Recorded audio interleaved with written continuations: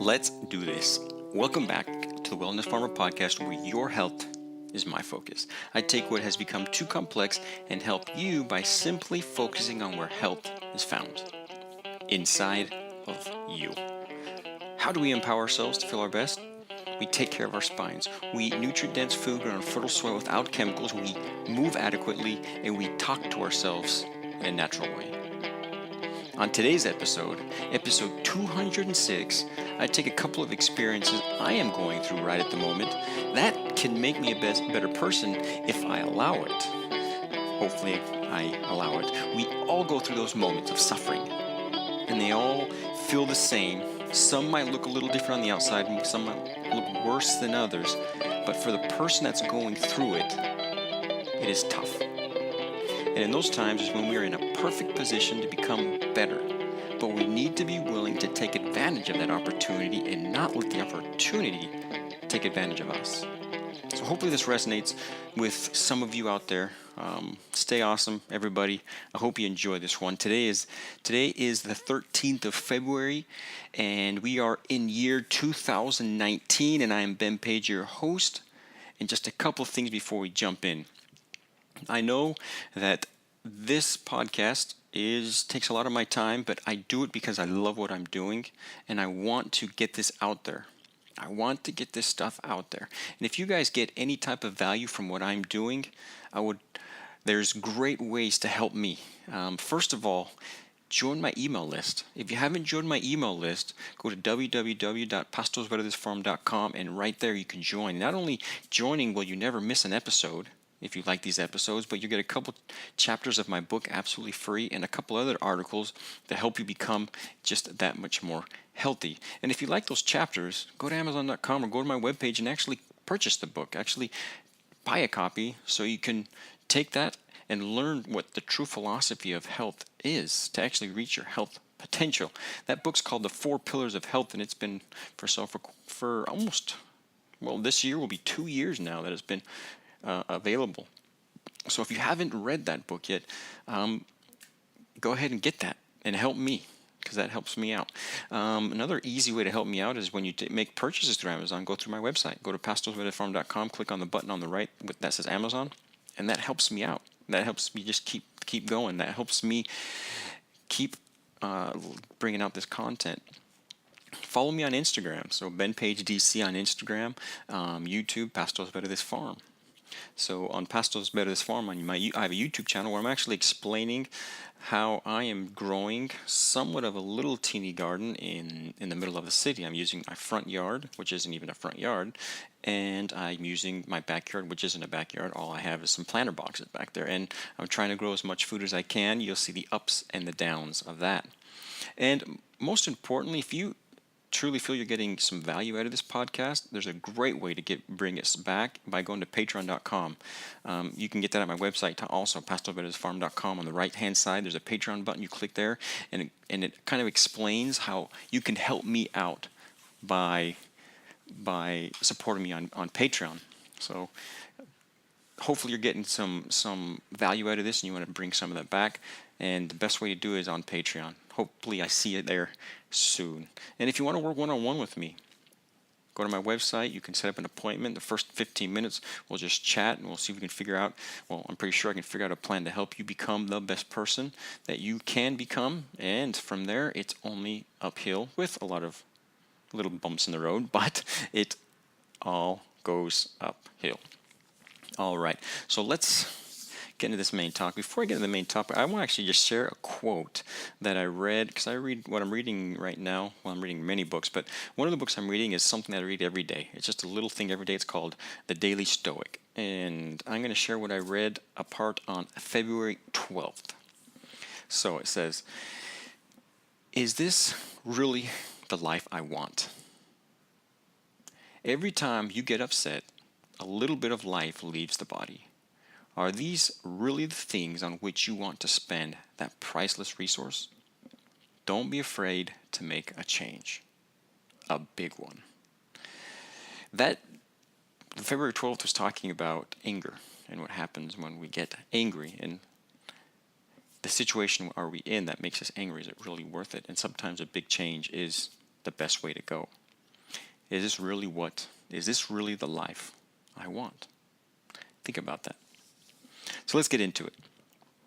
I am going through a time right now that's kind of tough on me at the moment. I mean, I was in an awesome routine of exercise. I didn't miss a day. It started to feel pretty good. It started to feel really good, actually. And I mean, I still had days where I was tired, but I did it anyway, and it felt great after doing it.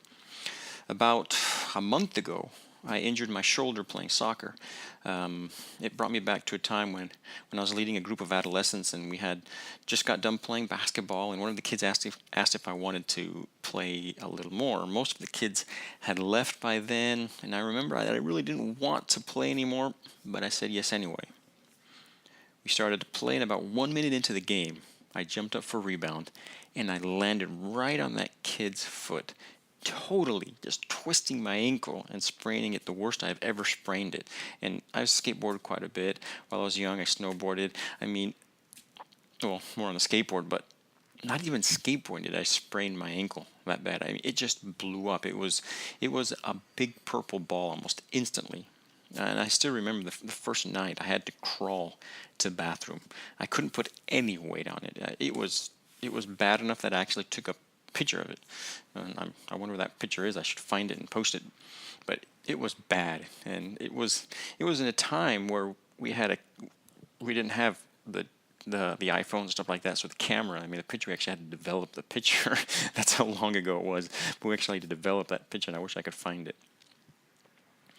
Well, about 2 months ago, I began thinking that it would probably be better to stop playing soccer. Not an easy decision, because I enjoy playing soccer. Even though I'm not very good at the sport, I really only started playing about 2 years ago when we moved to Argentina. But I could definitely see the progress that I had made over the 2 years that I had been playing pretty consistently, at least once a week. And I had a lot more confidence with the ball, and I was willing to do more than just pass the ball as soon as I got it. I would actually dribble the ball a little bit, and I was more confident at actually kicking at the goal too. And of course, heading it was one of my specialties, because I'm a little bit taller and I can jump just a little bit higher. But this was one of the reasons I didn't want to stop playing consistently. I didn't want to lose what I had gained in the sport. And as we all know, practice is where we get better, and if we stop practicing, and if we stop playing, we stop improving, and a lot of times, instead of just staying where we're at, we go backwards. And I kind of liked the progress I had made in the sport, and I really didn't want to stop. So I had been going through the goods and the bads of playing the last couple of weeks before I got injured, and I had finally come to the decision to actually stop playing on Thursdays. And the main reason was because we play so late. I ended up getting home at 12 at night.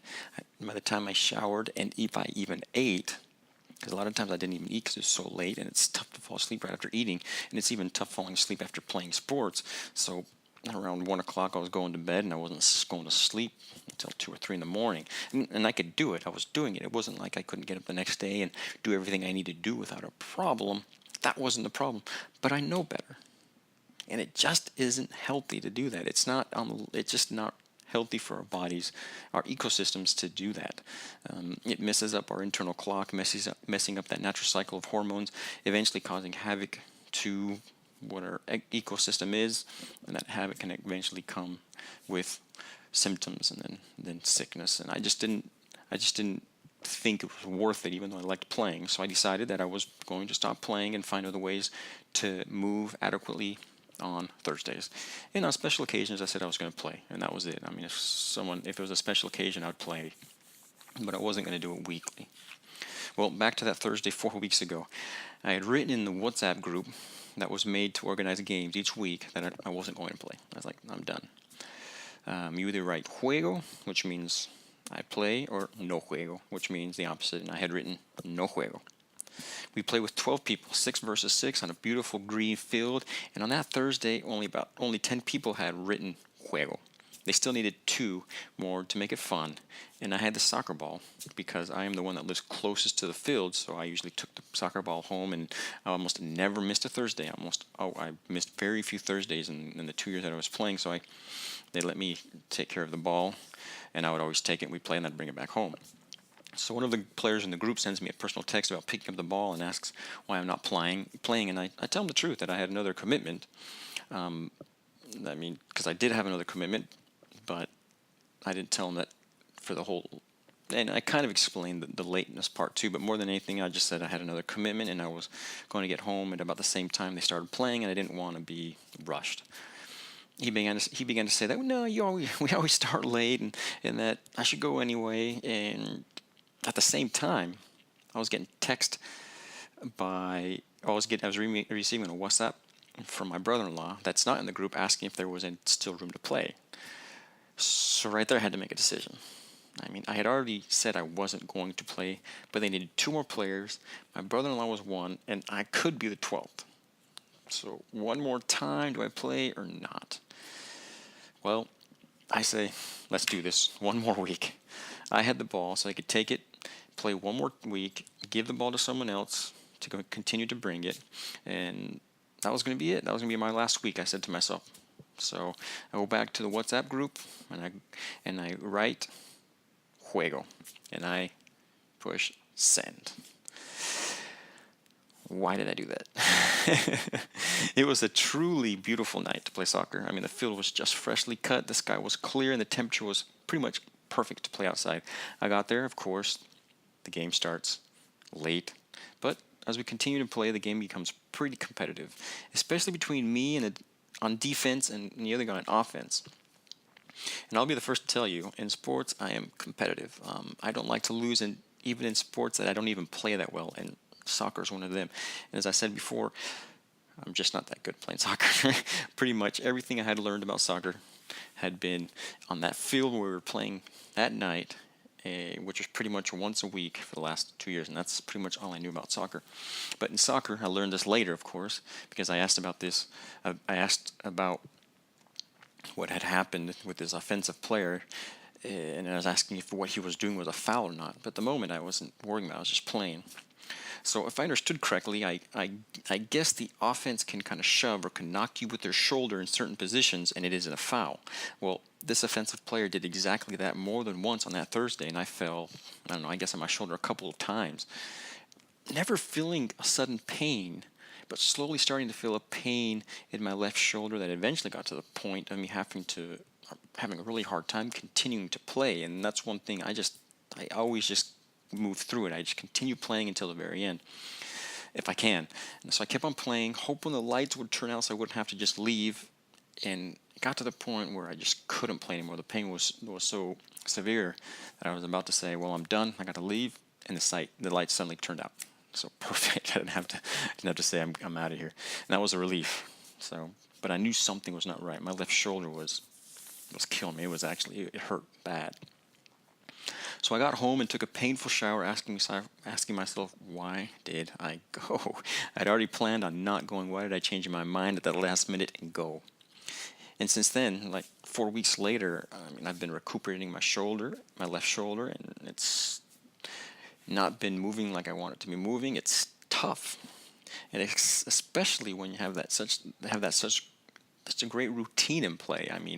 So I haven't been able to move like I've been moving for so long, and it gets you down. And I even realized that I was a lot more tired. I totally fell out of it just because I wasn't able to do that exercise that I had been doing for so long, and that I had made a priority. I had made it every day a priority. Move some way. Do something. It didn't matter what I had to do, but for some time, I just moved, and it was on my schedule. So it became quite frustrating not being able to keep to that pretty awesome routine that I had. And well, it still is. I just started exercising again on Monday, so we're talking over a month ago, and it's slow. It's slow because I still have some mild pain in my shoulder doing certain things, so it's all slow, and I take it easy. And I imagine a lot of you could probably reading this is like, that's nothing. I'm going through a lot worse than that. Now, others could be thinking it right at the moment. Well, that's not good. That's too bad. That's a pretty nasty thing to have to go through. Why? Why did these things happen? Because we have something to learn. In my case, patience maybe, or feel this physical, mental pain and discomfort so I can better understand others that are going through it. I will probably know exactly why in a couple years down the road, and I can see more clearly the path of my past and how it has developed over the years. At the same time, though, those that are watching my YouTube series will see that my beautiful tomatoes in my planter box garden in the backyard are in big trouble. A tiny red spider has plagued my tomatoes and left me with pretty much nothing. I mean, it's crazy how a spider that is pretty much invisible, just a little teeny red thing, but I mean, there was thousands of them, and they came from nowhere, and thousands of them came from pretty much nowhere, has completely destroyed four healthy, vigorous tomato plants, leaving them pretty much dead. I mean, in a matter of days. It was quick, so not good. I mean, at least we're not in a time of survival, because we'd be in really big trouble because of that little teeny, almost invisible spider. Completely just got rid of what I had grown in the last couple months. I mean, in a couple days. And on top of that, I get off the phone with my car insurance, where I pay for full coverage, and they're saying that they aren't going to cover someone else hitting me, who not only was clearly at fault, but told everyone around us that he was at fault and he was willing to do anything. I mean, frustrating. That can be quite frustrating. 3 big hits, a physical hit, get injured at a game I wasn't even going to play at, and even worse, I ended up going back on my word and saying, okay, I'll play one more time, and then I get injured. Second hit on what I love to do, my garden, got a nasty pest, and a third, a nasty mental hit with all that's going on with the vehicle, and not moving, not seeing any progress on that either. So many are probably even going through a lot worse and saying, man, like I said, this guy doesn't even know. This guy doesn't even understand. Many others are probably not going through tough times at the moment and are saying, man, that does kind of suck. I wish I wouldn't have to go through all that. But what I'm learning from reading and living life, trying to juggle everything that life throws at you and not going crazy in this life, that this life is tough. But that's a good thing. I mean, we learn and grow by going through tough times, times that test who we are. We must suffer to know how great it feels on the other side of suffering. We must also suffer to grow. But if I start to blame everything and everybody, I lose the learning opportunity that the suffering has offered me. I believe that we shouldn't consider the word suffer something we should try to avoid at all costs. There are lots of pain and suffering that we can avoid, which does us no good. It actually does us harm. That the pain and suffering we bring on ourselves of maybe not forgiving or living in the past or being too scared to move forward with strength, those kind of things, it's the type of pain and suffering that doesn't help us. It doesn't build us. Something I read in Jordan Peterson's book that I liked was, we have a memory not to remember the past. We have a memory so we don't repeat the past. We should not get stuck in the past, causing unnecessary pain and suffering. The only pain and suffering that will make us better is that which is in the now, in the present. And I'm not saying all pain and suffering is necessary. What I'm saying is that if we don't push ourselves, we don't go through hard times, self-made or not, we lose the opportunity to learn from that experience. We must look at it as a way to move forward, to do better, to be better. Don't be afraid to suffer, because life can be hard. It is hard. And if it wasn't, we couldn't become our best selves physically, emotionally, and spiritually. I know it seems like there are people on social media where it looks like their life is a dream come true, and maybe it is for that person, but they are dealing with internal battles and external battles just like me and you. Many of the time they just don't show that part because it isn't what most people want to see. They want to see all the great stuff. I mean, I can't do it. I have to be real. You need to know that just like you, we all go through times of suffering, you and I included. Don't compare yourself to those people that look like they are on the top of the world every single day of their lives. You must only compare yourself to yourself of the past. Be better than yourself of the past, and you're on the right path. Don't be afraid of suffering. Don't try to avoid all suffering, because it is through those times where you learn, where you become your best self, where you can better understand the people around you. Let your times of suffering mold you to the person you're supposed to be. I think of all this and I go back to a book I'm reading about David Goggins and everything he suffered, and it makes me feel like, wow, he's suffered quite a bit. I mean, and like I said, what I said at the very beginning, it doesn't matter what we're suffering through. It's that same feeling that he probably felt, I felt, because suffering fills the void. It doesn't matter how big or how small it is. But I think we should take those times of suffering and let them mold us. Take those and become better. So, is suffering good? Think about that. I sure hope this has helped you. Don't stop being your best self. I mean, this is a journey, so we have to enjoy it. You guys are awesome. Stay awesome. Send me an email or message me on Instagram if you like this episode. Take a picture of your screen and share it on Instagram, tagging me at BenPageDC, and I'll tag you back. Let's get to know each other just a little bit better. And we can use these social media platforms to do that. So I'll see you next time. Keep on trugging through this journey. Enjoy it, and let's be the best we can be. And let's do that physically, emotionally, and spiritually. And that all comes back to what? Health. Let's be healthy. Let's live this life as healthy as we possibly can. And share this episode if you liked it with your family, with your friends, so they can also get this stuff, and we can also all as a community become just a little bit stronger physically, emotionally, and spiritually. Again, I'll see you next time.